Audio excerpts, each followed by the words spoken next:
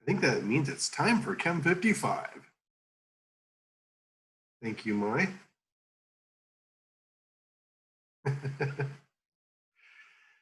Oh, goodness. Well, we have a small crew this morning. You guys think it's the weather or something? Because I woke up at 6:30, or my alarm went off at 6:30, and I was like, oh, I'll just take a few minutes. And then I swear, I just felt like a second and it was 7 o'clock. And I didn't get up till 7:15. And I still feel like I'm asleep. And I do not know what's wrong with me. But I mean, I don't know, just like everybody else, just a little bit tired, I guess.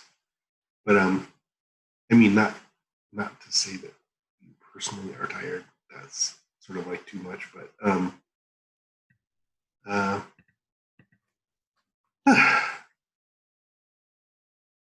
I'm just tired. I want to sleep for a day. Hmm. So, talking about least squares here today. It's a topic very close to my heart for some reason. I think it's because I understood it really sort of late in my career. I was on a bus coming down from Novato to San Jose. I was reading up on it. I was like, oh yeah, that's how it works. And then, well, and then also my colleague Patrick Fleming, he kind of really opened my eyes to it and showed me how to do it. And it turns out it's a real powerful technique, as lots of equations can be linearized, you know, and you can solve all kinds of equations when you do least squares. And I'll show you a general method for it, but we'll stick, you know, well, I'll show you the method, and then if you want to, I can show you how to generalize it. But, it's a powerful method, right?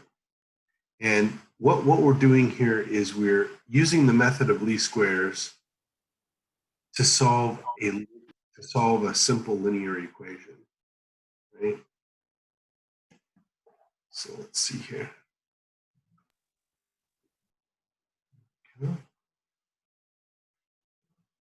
Oh wow, we have a much more robust showing now. Ay Dios. So and the method that we're employing right now is going to solve this equation, y equals mx plus b. And by solve, what I mean is that we're going to find m and b,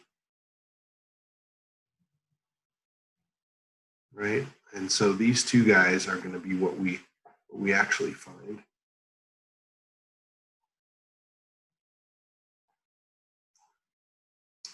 And so the slope and the intercept of the calibration curve, which is really should be called the calibration line, are they are derived from an equation like y equals mx plus b, and you make a calibration curve with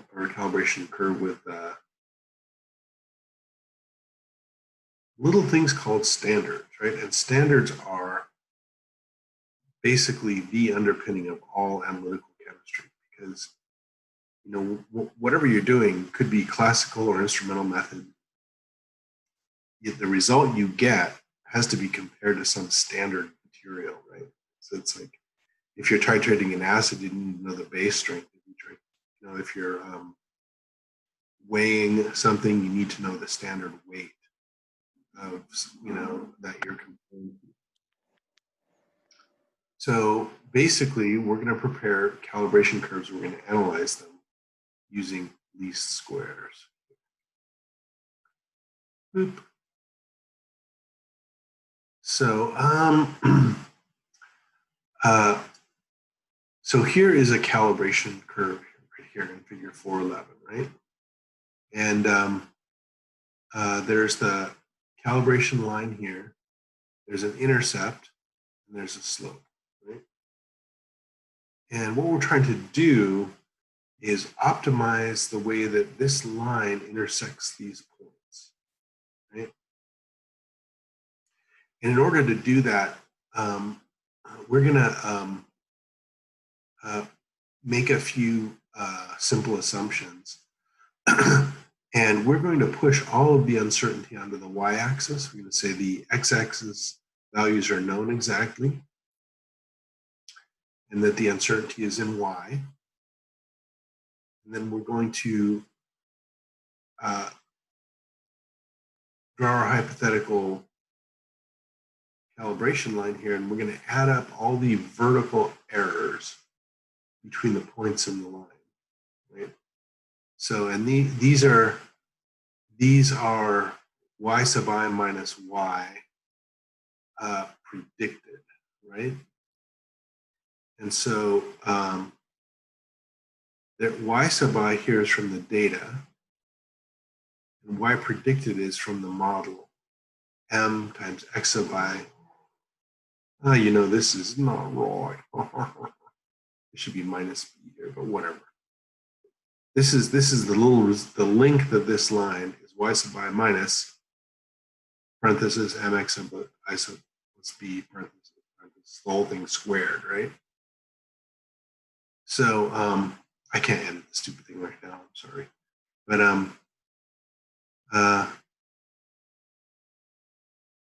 actually this one is correct, y sub I minus this. And they just dropped a parenthesis here. So anyway, but so let me show you what that looks like in an Excel thingy here that I made up, right? Let's just say that we have these blue guys are the data points, right? And then the black line is the fit, right? And then the uncertainties are these vertical blue lines, right? And if we can optimize the fit by optimizing the intercept, right? Which changes this whole value here, right? And that changes sort of like the vertical displacement of this stupid line, right? Or we can change the slope, right? Which preserves the intercept, but changes the way that the line comes down and intersects the points, right? These are the two parameters that need to change in order to fit these data, right? Yes, I'm very proud of my little demonstration here, right? Well, one of the things about this is that when you have that thing that the y sub I minus m x sub I minus b squared, that is, and you add that up for all the points, that is called chi-squared here. And because of its form, it always forms, because of the blah, blah, blah, it's always a parabola for reasons that I don't completely understand, evidently, right? And because it's a parabola, there is a single minimum, right?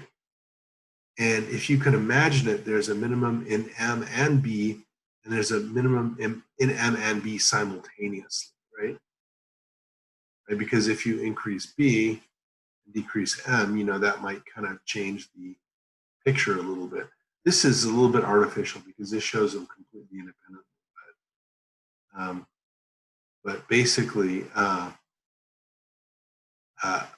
these form a parabola of revolution, really. And there's one function chi-squared of M and B. And I can't really, I don't have the chops to do that here. So you have to imagine it.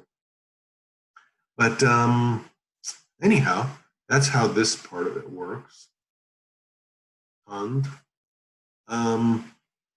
so in the notes, they had you do this, had you doing this weird intermediate stuff, right? This math, right?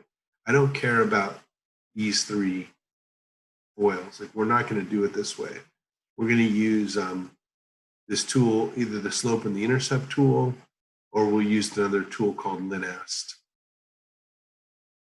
And so the slope, it's just, you just take 1 to the x and y data, and you type slope equals slope in this cell, and then you put in the x data and the y data, or actually it looks like the y data and then the x data, and then you're done, right? And it prompts you for everything it all works out, just right? And then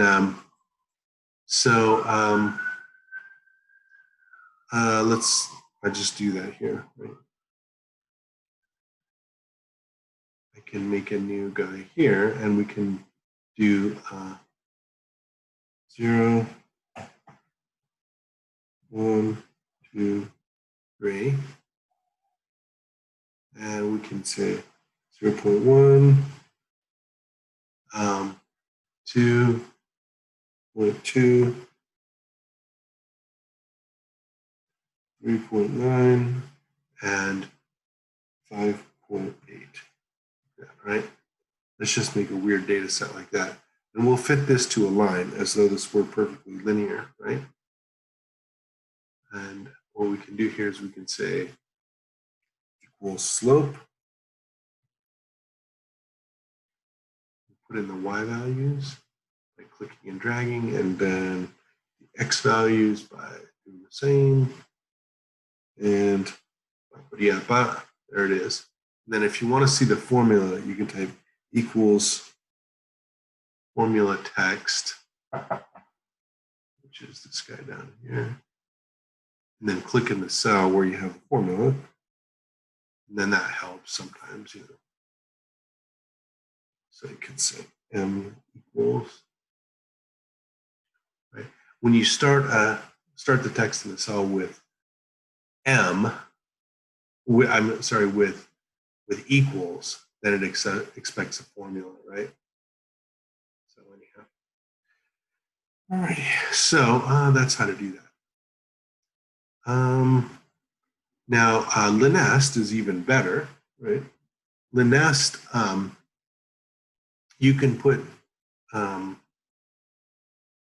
to do a line.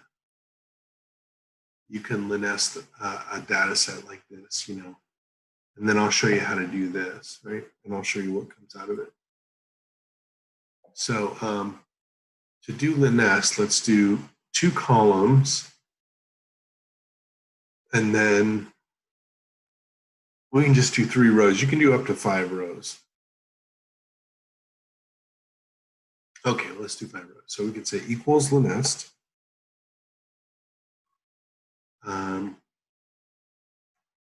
Open a parenthesis. It wants the y values, and then the x values, comma. Now, it says constant now. This is basically adding a parameter to the data set. This is saying that y and x are related by a constant and by basically by 2 constants. One that is simply added to every data point, every y data point. And then the other one is multiplied by every data point. So, you know, it's like if you want b here, y equals mx plus b, then you say true, right? And then for statistics, if you want more than just the numbers back, you say true. And the trick here, which everyone will forget, including, well, I'm not going to forget it anymore ever, sorry. Everyone will forget, is that once you get this all highlighted and ready to go, you type Shift Control Enter, and then it will give you back all these parameters, right? And it makes a big old mess here, right? And I'll try and sort this out for you, but this is B, and this is M, right? And these guys here are the uncertainties.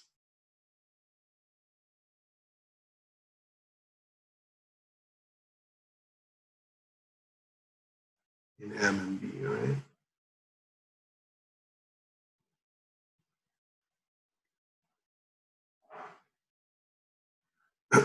So this is so M equals 1.88 plus minus 0.053, and B equals 0.18 plus minus 0.099, and that is what these guys come out to, right?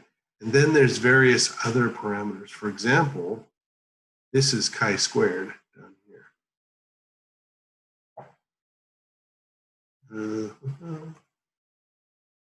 Chi-squared, right? This is the degrees of freedom, right? Which is n, with the number of data pairs, minus 2. You take away 2 in this case because you're getting M and B out, right? Here's R squared, a parameter which I don't really understand, but tells you something about how correlated X and Y are. And then other various things here. I don't really know. But the main ones that we're going to be getting out are, you know, sometimes we use this one. It's called SY. I forget exactly how to define SY, but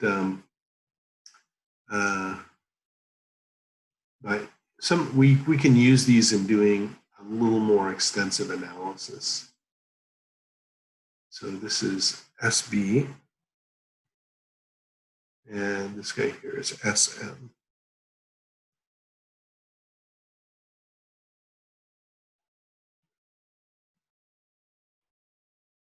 Right, so this is how you do LinNest on a data set. So you can't change individual parts of this array. It just doesn't let you do that. Right? You have to use the escape key to get out of that, you know. And so anyway, it locks this guy down kind of when you make an array function like this. It puts these curly braces out here, and you can't change individual elements anymore. So because it's an equals and it's based on this data here. But anyway, it's a lot of fun, and you can add parameters. You know, you can add x values, and there's a lot of fun you can have with it. You can do multivariate analysis. So anyway, we'll do single variable analysis, right? We use them to do calibration curves, and there's about a week left of stuff that's just so important for forensicists, for chemists, for scientists, for everybody to get. And it is so gosh darn boring. It is so boring, you guys. And I feel bad for you, but just take a Thorazine, you know, and drool your way through it. And you guys have already touched on it in homework 4, which actually got a little bit out ahead of me, and I'm really sorry for that, because I know you've done homework on least squares already. But I do want to go over it, and then we'll also get into chapter 5 today. But anyway, just to describe the calibration curve in extremely excruciating detail, right? Is you know, typically you put the instrumental output on Y and the input, like the concentration, on X. This is not set in stone. You can flip this around. I think probably the best thing to do in general is to put the more precise, precise and accurate metric on X, and then make Y the less precise one, right? And it's customary to use standard concentration on the x-axis and signal on the y-axis. But like I say, you can, if you want to, you can change that, you know. Now,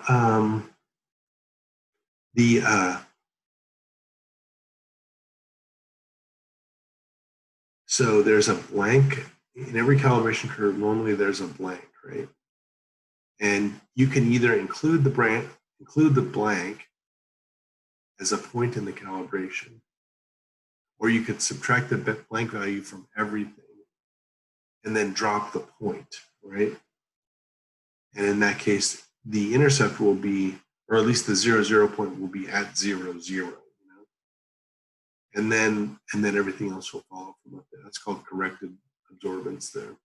It's not a huge deal, but you know, you got to look out for it sometimes, I guess.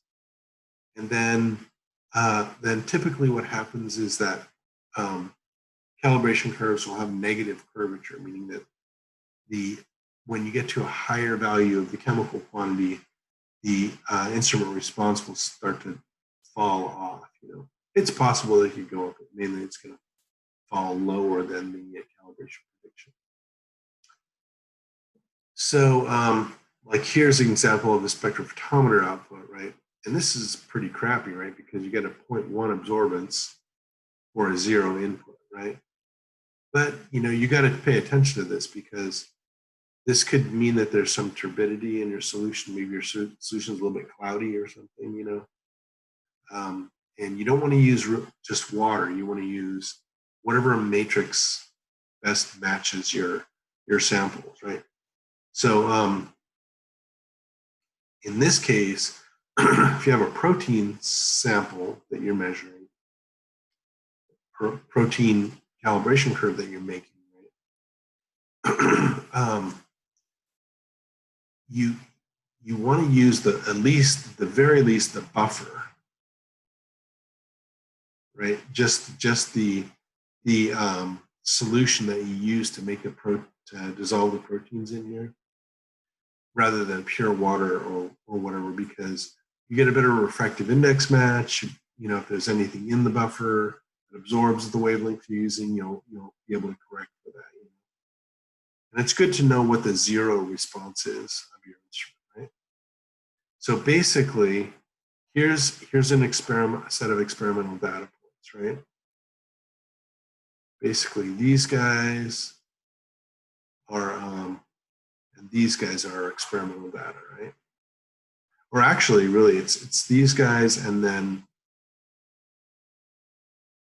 these guys, right? Because we take some data in triplicate, right? And then, oh no, I'm sorry, I'm so sorry. These guys and these guys. Oops. These guys and these guys are raw. You can call them our raw data. And then they will have a certain range. You know, the range is the high minus the low.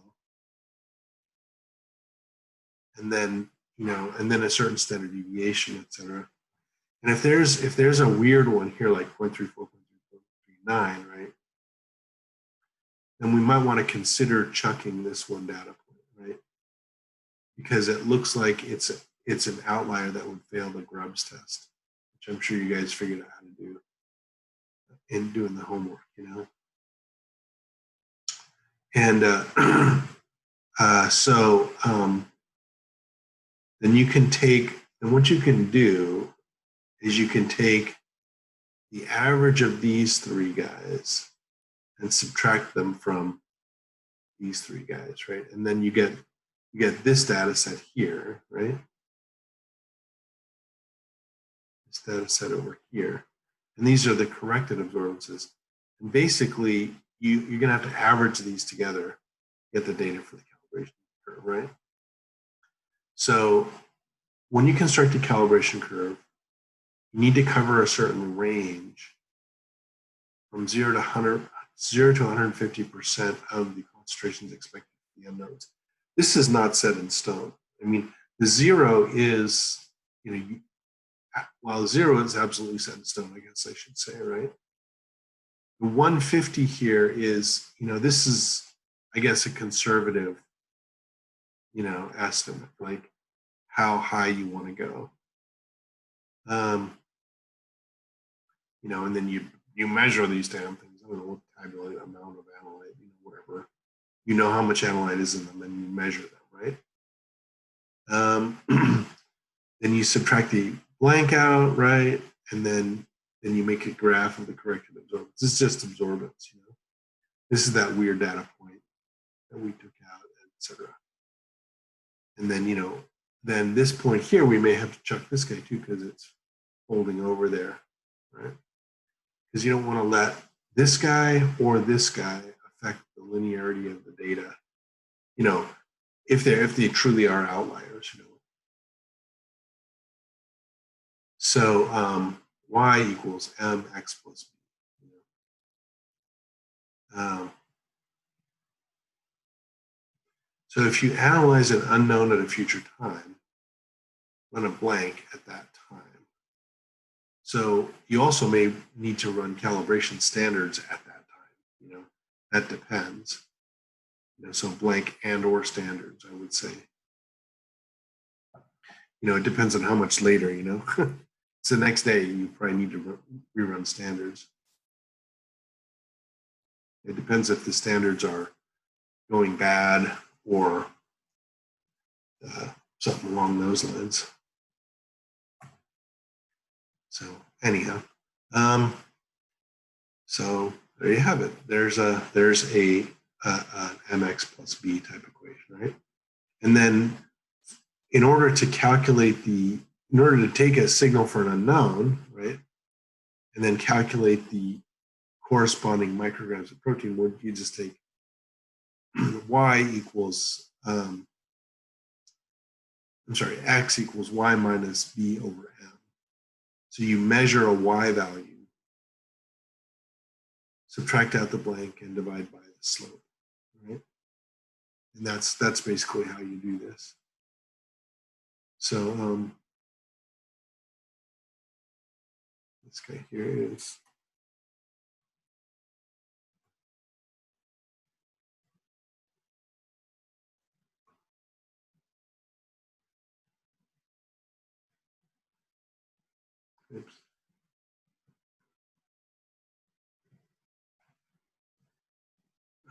y minus b. Why did I get a smiley face there? Anyway, y minus b over m. Okie dokie. So let's see here. So what gives a protein, what mass of protein gives a corrected absorbance of 0.250?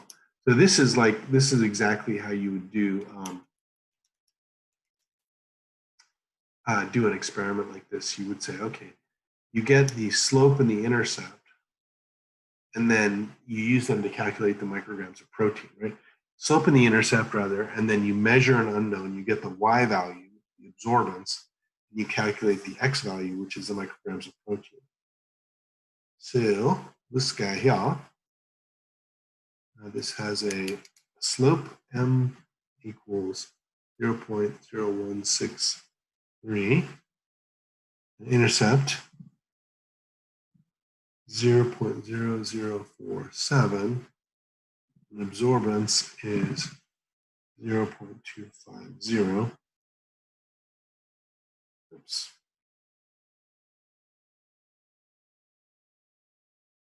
And let's see if we can just do this simple calculation here.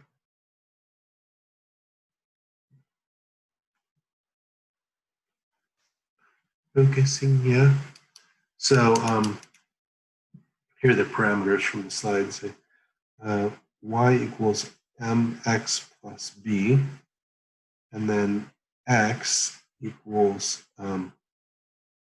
y minus b divided by m, and that's going to equal 0.250 minus 0.0047 over 0.0163, right? And that will, the slope here is going to give us it's going to be micrograms inverse, right? Because this is supposed to give us micrograms of protein.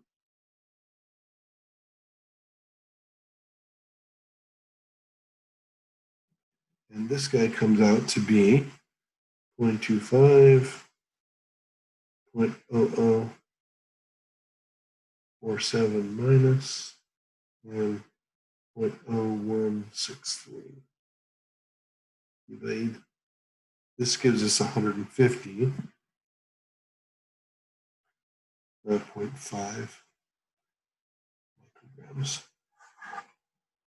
So in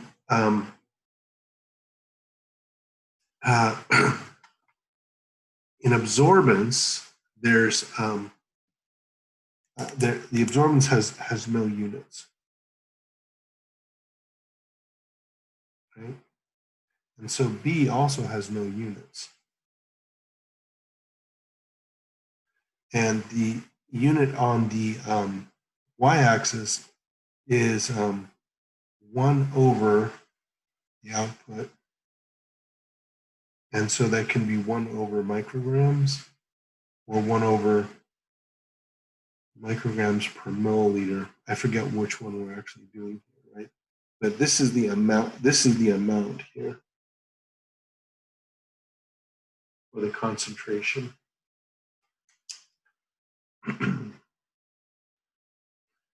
All right, so moving forward here, as we must do, this is a massive, like there's 90 foils in this stupid thing. So there's just a lot of content to learn, right? There's some definitions.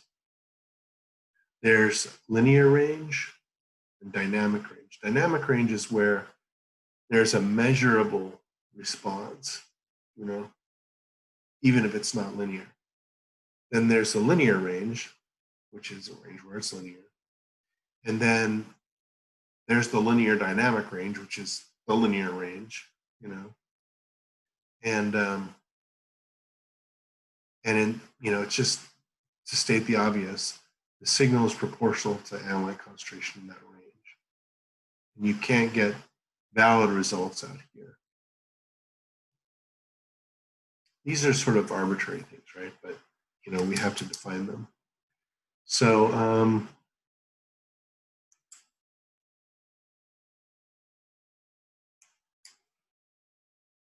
you can, if there's another function, right? Here, for example, is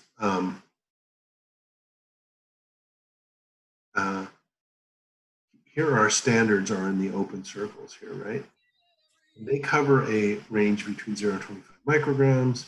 The absorbance goes up to 0.4 here. And,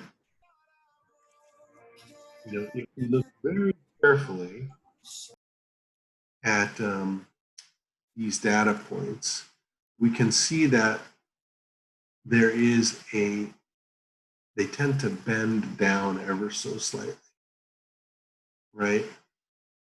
And so what you can do is you can fit them to a higher order polynomial here. Polynomials don't do everything, but they can help with modest curvature like this, And that will give a better fit. In that case, you'll have an x squared and an x component, right? And so in order to get y out of this, you have to solve the quadratic. Or if you really want to, you could just invert the goddamn thing and put the amount of protein on the y-axis, and do the linest to get these values from that, So trust me, it works both ways. Unless there's a really, oops, where did I go here? Unless there's a really crappy relationship, a really crappy absorbance value, like it's real noisy, then I think you can normally do that. So, okay, so that's how you do this. Blah, blah, blah, blah, blah. Hey, sorry, I got kind of hung up here. So now moving down here. So it's always good practice to graph your data, because you can sort of see what's going on. If you have a real nonlinear curve like this is typical of fluorescence, where you have a rising part and then a falling part, right? You can, if you just fit it to a line, you don't see that, and it's good to fit into a line, And if the data really are not, if there's some outlier right here, right, that is making your fit line here not really represent your data, then you want to know that and just omit the outlier, of course you have to be careful when you omit outliers, because the more outliers you omit, the less statistically certain you are on the rest, and basically you're just throwing away your calibration curve. Hopefully the data are good enough that you can omit some outliers, and like if you this is just a completely obvious case, right? Everything's dead on a line, and there's one way the hell up there, So it's like, okay, we know what to do here. But there's lots of other cases, like, you omit this guy? No, probably not, because look, that they're all fluctuating by that amount. So probably wouldn't do it in this case. Okay. So you don't. So no extrapolation is the no extrapolate. This is not. It's not reliable, right? At least 6. Okay, I used to say 5. Whatever, 5 or 6. Okay, let's go with 6. And then you make each standard solution from a certified material. Okay, so you do your best here. There's not always certified things, but standards are the underpinning of everything else. And you avoid serial dilution for a single stock. I like this, although they don't mention it earlier when they say, "Oh, serial dilute, it works super good," because if there's um, any uh, any error that you make will propagate along the line. So serial dilution is where you make one and you make the next one with that one, next one with that one, that one, that one. If you that way that if the first one you dilute is in error, then everyone else will be in error. So it's like, don't be a serial killer here. Serial diluter. So anyway, hey, you can serial dilute. You just have to check, make sure that it's suitable. The output is suitably linear. I don't know. And make if you serial dilute, then use a validation standard. That's when you prepare independently from the serial solutions, and if that lies right on the line, then you're good. And we'll talk about validation standards later on here. Oh, another real important one, right? If you can't always do this, but if you measure them in random order, you're much safer, right? Because sometimes what will happen is the instrument will be drifting, right? It'll be going up, up, up, up in time. And if you're like a really good robot, you're going one, other, then you could get a perfectly linear calibration curve that has nothing to do with concentration. That actually happened to a friend of mine, and he published the data in the journal Science, which is like the premier journal. I mean, it was a cool thing, but he had to do some really weird mental gymnastics to rationalize the type of response he was getting. But then when they looked at it again, I was like, oh shit, this isn't real. And fortunately, he had the confidence in himself to retract it. He was doing good. He was a great scientist. So it didn't crush his career or anything. But it was kind of funny. Because his student was just measuring these really low DNA concentrations, but the sensor that they made was degrading over time. So it went up and up and up and up, and they just did such a careful job. It's like, oh no, they created data when it wasn't there. Anyhow, so and it's always good to graph your data, right? Here's some sort of exaggerated examples, right? This you could say you could do this bar graph, right, with a mean and standard deviation, but it's really more illuminating to actually graph the data itself, right? Right, because this shows a whole spread, and then this shows that these distributions are different, and there could be an outlier, right? This is a very broad distribution, and this is a much tighter distribution. Right? This shows a bimodal distribution. This shows two different sets of data, one here, one here, one here, one here, and then a broad and then a narrow type of distribution. So, the characteristics are not always evident, in the data. So definitely do graph your data whenever you can, right? And we're not going to do this shit, so don't worry. I mean, eventually this will come up maybe in 155, but this is just to get the uncertainty in a result from a calibration curve. You can refer to the text to do it, and we'll do it using linest also. So spreadsheets for least squares. I'll let you guys play with this, you know, and we're just doing lines, you know, and so it's going to be the linest function is going to be yx true, and the first true there is for the constant, right? You don't always use that, but you can. But you can use it there. So, anyways, this shows you how to do error bars. All right, so I'm going to go ahead and move on to the next chapter here, which is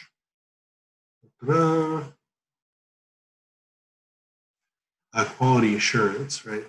And this is the second long ass thing in a horrifying week for me and for you, where I blab and blab and blab. I never ask questions. I never solicit questions or anything like that because, you know, I don't know, nobody ever has questions. And then, and it's just a horrifying little stretch. So please just get through it, you know. Like I say, take a Thorazine, you know, whatever you do to calm yourself down, you know, do that, and then we'll get through it, all right. There's method valid, you know, quality assurance is basically validation and stuff like that. So what is, you know, this is a joke, right? This is the Gotham Crime Lab, but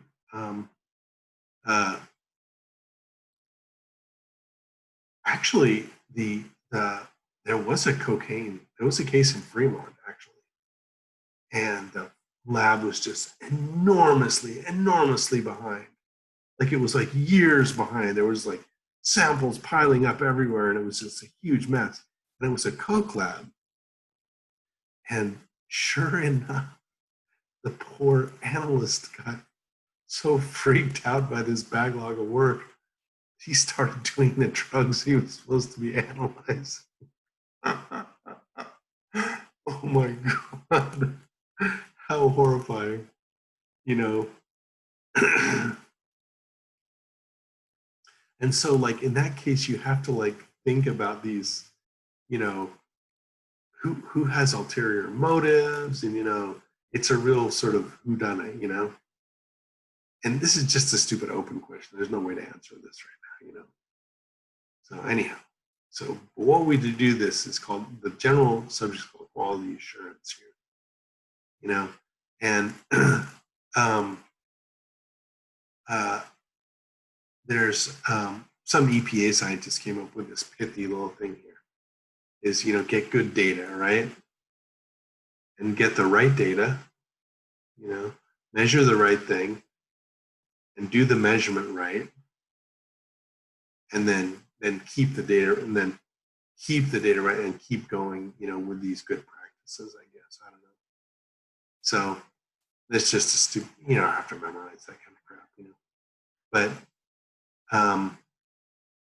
you know, there's quality assurance, basically make sure that our overall analysis is accurate and it's suitable to the questions that have been asked of us, you know.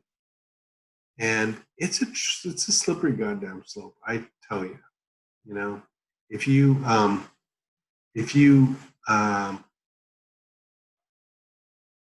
have to design an analysis de novo, give it some thought. You know, because it's so easy just to go charging ahead, but a lot of times you'll find that, oh geez, I didn't get a good enough blank, or I didn't sample this properly, or something else, you know.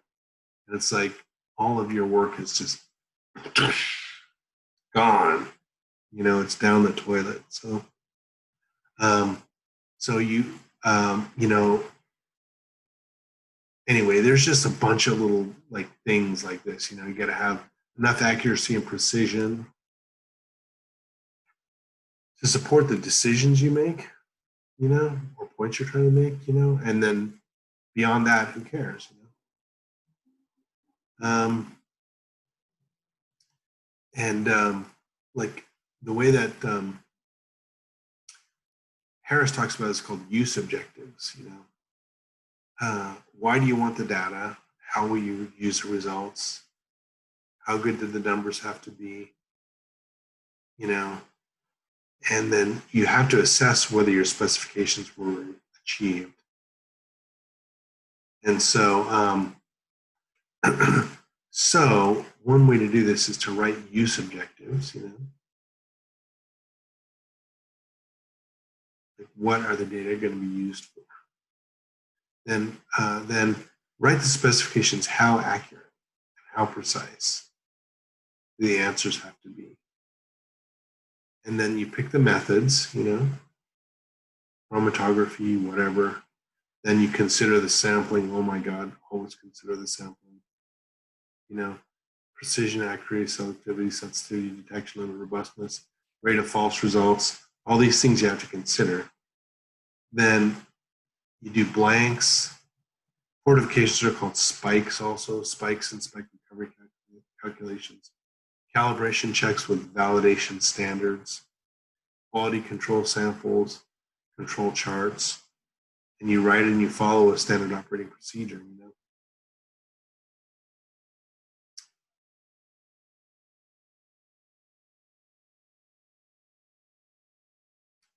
you have to, then you assess at the end, did you achieve your goal, and is this method going to work for this purpose, It's a long process,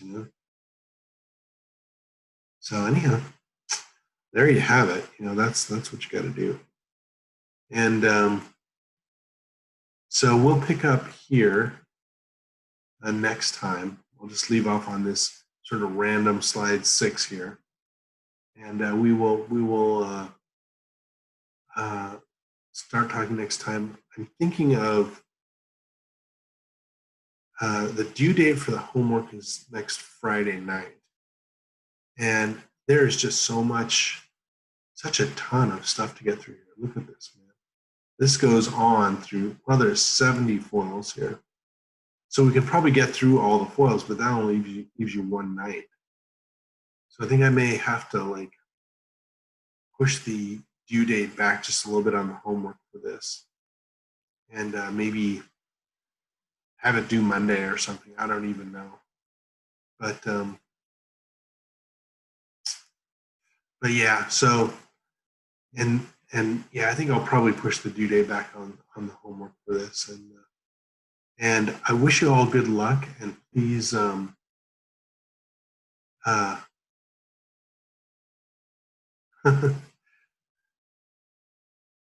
yeah, we haven't started we just started chapter 5, so yeah, anyhow, so thank you guys very much for your attention. I'm sorry this is a really boring stretch, but we'll get through it this coming week.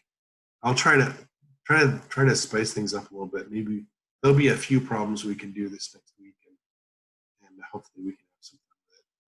Alrighty, guys. Thank you very, very much, and I will see you next time.